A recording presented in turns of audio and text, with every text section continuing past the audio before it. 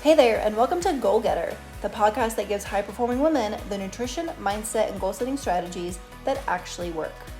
I'm your host, Jenna Hostetler, registered dietitian, certified neurocoach, and your go-to guide to break free from burnout, cut through the health noise, and reclaim control of your health, your habits, and your life. Each week, you'll get practical, science-backed strategies to support you in crushing your goals so you can stop second-guessing yourself, sharpen your focus, and finally feel like the woman who leads her life, not just survives it. Hey there. Okay, I have a question for you. Do you think obesity is a choice? That question sent me down a rabbit hole that I am still exploring and is partially why I'm here today. And today's episode is an interview with my friend Julie. She wanted to dig in a little bit to why I do what I do and how I became a neurodietitian, and we had a great conversation about staying on track during the holidays. So before you dig into Christmas dinner and write off these next 2 weeks of the year, take a listen to this episode and decide now how you want January to feel. Hi, Jenna. Thank you so much for being with us at my ultimate holiday wellness experience. I'm so excited that you're here today to share with us your knowledge. So thank you for being here, and it's so good to see you again. Thank you. This is so exciting. I'm really excited to dive into our conversation today. Yes. Jenna, how did you get into becoming a neurodietitian, and what got you into this field? You can tell a little bit of your background. Yeah, it was definitely a long time in the making. So I got interested in nutrition probably when I was in high school. I think one of the biggest things was that my aunt has Lyme disease. And so just having her being around us, I learned so much about how our healthcare industry is a sick care industry. You know, they do not have our best intentions in mind. Obviously, we all know that they profit off of us being sick. And so that's not necessarily the best place to look for an avenue. Yes, an avenue to build your health. But then, so when I was in college, and I was thinking about this earlier today, when I was in college, way back when, doing one of my nutrition counseling classes, I was working on some homework one day, and somebody asked me, do you think obesity is a choice? And initially my thought was, well, no, of course not. But as I got to thinking about it, I thought, you know what? Of course you choose what you eat. Of course you choose what you buy. But if we think about informed consent with the healthcare industry, of do you really know what you're getting? What about informed consent in the food industry? If people have no idea what they're eating, if people have no idea that the food marketing is not tailored to what's best for you, it's tailored to what we can get you to buy, then is it really a choice if you're not given the full story? So that was something that just kind of like that was so powerful right there, right? Well, is it a choice? Because it seems like it should be, but if you're not given all the information, how good of a choice can you even make? So that was part of it. Yeah. And then, so psychology has always been like really fascinating to me. I actually thought about a couple of years ago, I thought about going back to school and getting a psychology degree just because people's behavior and why they do what they do has always been fascinating to me. So when you take that and you look at dieting, you look at why people eat what they eat, you look at why people don't follow through on things when they really want the result. It's like, okay, what makes you do this? So then I got introduced to neurocoaching, which is learning the science behind how your brain creates beliefs, which then create your decisions, which then determine your actions, and of course, determine your results. So diving deep into that, which confirm your beliefs. It all just goes so hand in hand. Why do you believe what you believe, and how that determines what you do with your life, and it determines if you can follow through on a diet. It determines why you eat what you eat, because I'm sure, as many of you know, by and large, people know what to eat. We know vegetables are good for us. We know a salad is better than a cookie, but that doesn't mean that we do it. So why is that? And for most people, it was something that happened, or a way they were brought up, when you're really little, that creates beliefs that you did not give permission to be created in your brain. Mhm. And until you unravel what those are, where they came from, why is it that whenever you're stressed, you reach for chocolate, even though you know you don't want it? Like you're literally regretting eating it as you're eating it, but you can't stop. Right. And Right. a diet is never going to get you through that. So that whole course of learning to become a neurodietitian, how your brain works, how your brain creates beliefs and thoughts and actions and all of that was so fascinating to me. And it pairs so well with nutrition because, like I said, people basically know what to eat. But what you always hear people say is, I just don't do it. And Right. until you figure that out, you really can't get anywhere. That's so powerful, so good, which as a nutritionist, obviously you're talking about foods and nutritions, but, and you kind of answered this already, but what separates you differently from other dietitians as a neuro dietitian? Is there any more to that than what you were just sharing?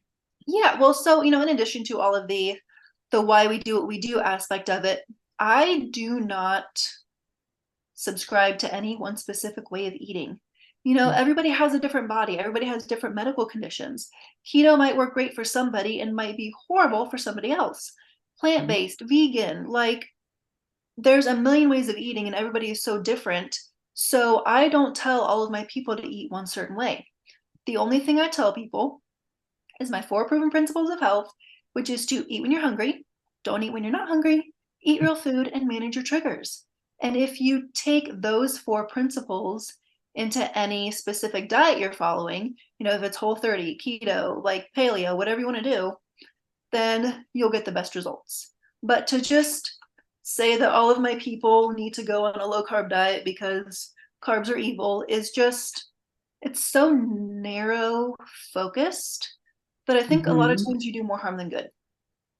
Yes. Oh, so good again. I love those four reasons that you gave. So, what might be a way where, as you and I both agree, that food, everything should be individualized, right? Everybody is a different person, different body types, you react to things differently. So, how do you think, what's maybe a little tip or trick that you can give to our audience on how to figure out maybe a best way for them to lose weight and get healthy? So if you start with going back to eating real food, and what I mean by real food is, did it come from the earth? Is it something that was grown, that was harvested, that was hunted? It's real food, stuff that did not exist 100 years ago. And I always give the example, Twinkies is not real food. Okay, another little mind blowing quote for you. When I was in my internship, a dietitian said to me, food is not good or bad, but not everything we eat is food. And I thought, duh, like just because it tastes good and just because it's edible doesn't mean it's actually food. So if you start by going back to fruits, vegetables, real meat, real cheese, real dairy, nuts, seeds, whole foods, start there. And I always love for people to track. It's not a forever thing. It's not like you're Mhm. counting calories. It's not like you're counting macros. But if you know what you're eating and then you know how your body is reacting to those foods, you know where to start adjusting. And sometimes this definitely takes a second pair of eyes to look at because, foods fall into 100 different categories. And it could be that it's not the carbs, it's a certain type of food, or maybe it's the type of carb. So there's always a way to figure out what your body is not tolerating or not using well. And then we can either figure out, do you want to just eliminate it and not worry about it? Or is there a reason why your body's not tolerating it? Because if it comes from nature and if your body is functioning the way it should, there shouldn't be an issue. People should not be lactose intolerant. People should not be, well, I would say people should not be intolerant of wheat, but the wheat that we eat now is not the wheat of Different wheat. years That's ago. right. So that might be a little bit of difference. But in general, your Real body should be able to tolerate wheat. real food. Yes. So Very starting there, and if you're doing something like keto, like paleo, where there's a pretty big restriction, stick to real food. Because so one thing that I notice a lot too is that people love shortcuts. And of course, we want to get results the easiest and most efficient way possible. I mean, of course, everybody wants to, protect their time, protect their effort. But yeah. if I tell somebody to eliminate grains and eliminate sugar, it doesn't mean it's okay to go eat and make, 4 batches of keto brownies that are grain-free and low and have sweeteners in them, because it's Right. not necessarily the grains and the sugar. It's, why are we making 5 batches of cupcakes? And just because they're keto doesn't mean you can eat them all day, Right. because that goes back to the triggers that you get to manage. Yes. Oh, Those so core good. principles. Yeah. So I don't even know if I answered your question, Oh, but I think you did great. And it kind of reminds me going back into the 90s, how, I was guilty of it as well. The whole big fat-free craze and marketing ploy that everybody put fat-free in. So like, oh, it's fat-free. I can have as much as I want, which Mhm. is loaded with sugar and crap and not real food. But we felt like we could eat it guilt-free, and it was doing more harm than good. And so I love that, going back to the roots, going back to real food.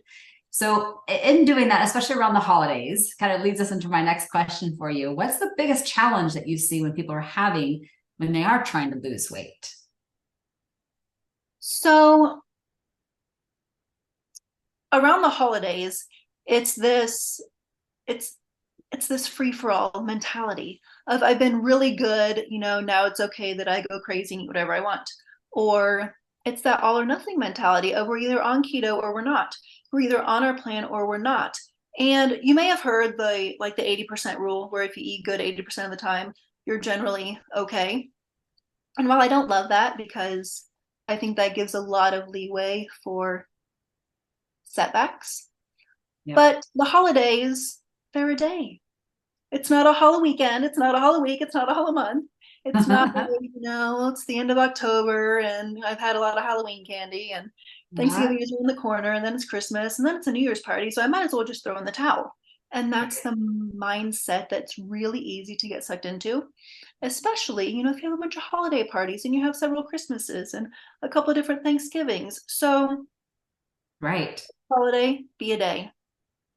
If you've not been eating sugar for the last several months because it's not part of your plan, like, do you think your body is going to handle all of the sugar and all the sweets at Thanksgiving dinner and at Christmas?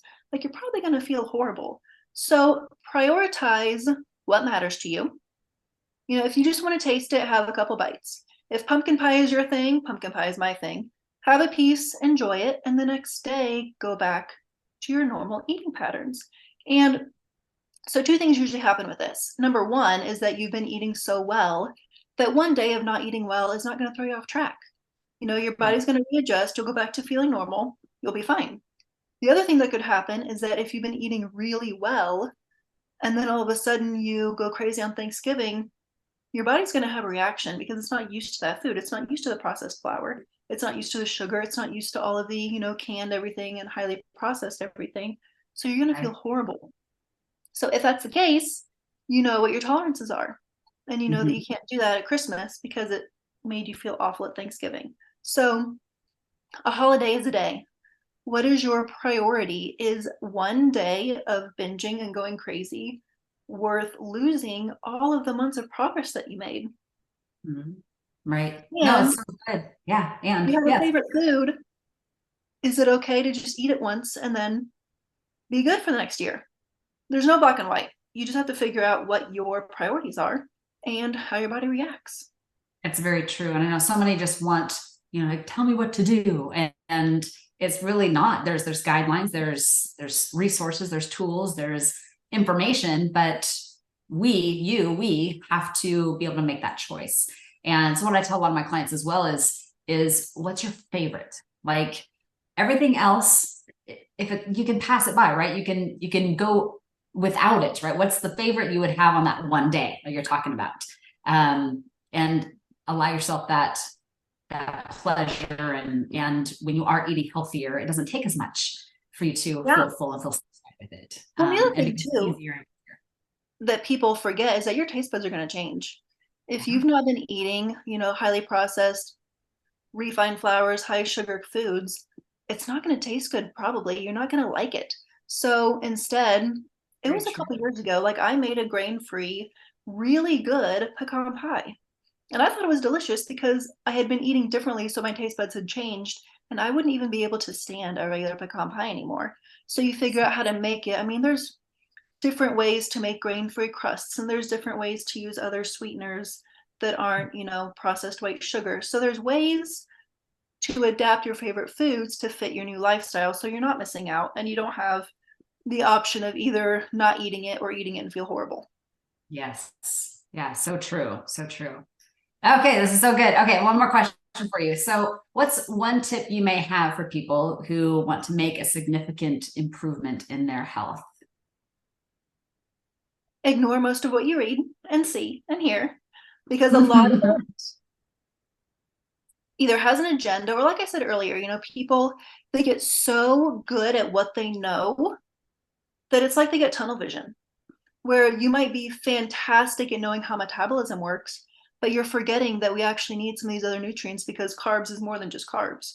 Or you might be fantastic at getting people results on the keto diet, but you forget that it's not just about, I guess, again, the carbs. So looking at everything from that 30-foot view, can you actually do this forever? Is this going to give you the results you want? And trying to avoid the shortcuts. Of course, we want results quickly. Of course, we want results, the easiest way possible. But Right. What are you sacrificing by trying to make it easy? And what are you not learning because you're not willing to go through the challenges to figure it out? And that goes back to what you said too of, people want to just tell me what to do, just tell me what to eat. And while it's great in the beginning, do you want somebody to tell you what to eat for the rest of your life? Or do you want to be knowledgeable in what your body can handle and what your tolerances are, that you can make an informed decision no matter if you're at a party or on vacation or at a restaurant, or you're just making a snack for yourself? Yes. And the other thing is be very, very leery of marketing. That's one thing that I really tell my people at the very beginning. We go through this whole, food marketing mastery course basically, because what you see on the front of the package usually does not line up with what's on the back. And it's not all about the nutrition facts label. It's about the ingredients. It's about the quality. There's so many buzzwords that are unregulated. It's natural. It can help reduce cholesterol. It's heart healthy. Like a lot of those things don't mean anything. It's low calorie, so you can eat all you want, or it's fat free, or it's diabetes friendly. Like that doesn't mean anything. If you flip it over and the ingredients aren't real food, think twice before eating it. So yes, so good. And so much of that, again, it's education, but mindset, right? We were talking about just the psychology around it and stuff too. So thank you so much, Jenna. Gosh, such a whirlwind of information. And then you have a couple of gifts that you're giving today as well, right? Can you tell us about that? do. Yes. Okay. So the first one is the 21-day reset. So I like to tell people that you can start over without starting from square one. So let's say you just got back from vacation, or it's been the holidays, or you just kind of fallen off track. This 21-day reset will let you get back on track really within like the first week. And then you can just get back to your schedule, your eating plan. It's not a certain way of eating. It's just getting you back on the horse. So it's pretty cool. You sign up and then you get an email every day with tips on what to do. You get worksheets to do for that day, just getting you back into your routine, and you can start it over as many times as you want, as often as you want. Very cool. So that's the 21-day reset that you can sign up for. And the second one is the Healthy Habits Starter Kit. It is all of the trackers, the planners, the food journals, everything that you need to be in control of what you're eating so that you can get to the point where someone doesn't need to tell you what to do, because you know how to plan your meals. You have meal plans that you can reuse. It's very easy and quick to do. You can track your food and know what triggers you, what doesn't make you feel good. And there's a food journal so you can know why you're doing what you're doing. So when all that comes together, it's a pretty cool way to really get started on your health. That's so cool. And you guys, that's so important. I know we mentioned it before on tracking things. It's again, not about, like you said, counting calories and, roll your eyes at doing this.